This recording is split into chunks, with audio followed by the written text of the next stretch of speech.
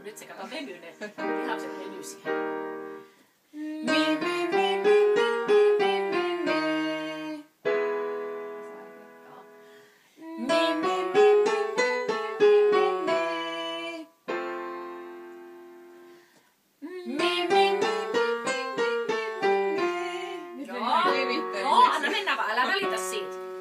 Varsinaisesti, mistä keskirekisteri vaihtuu ylärekisteriin, tulee niin sanottu rekisterivaihdos tai passaggio.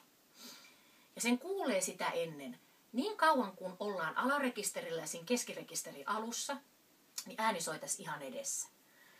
Kun se ääni rupeaa siirtymään sinne, tulee se rekisterivaihdollisalue, niin se lähtee siirtymään, kiertämään tuolta takaa kautta se ääni. Ja se siirtyy, ja silloin kun se on tässä ihan keskellä päätä soi, niin silloin on se rekisterivaihdollisalue. Ja sitä ei voi muuttaa, että se on sisäänrakennettu.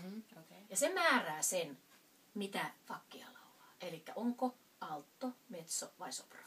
Niin.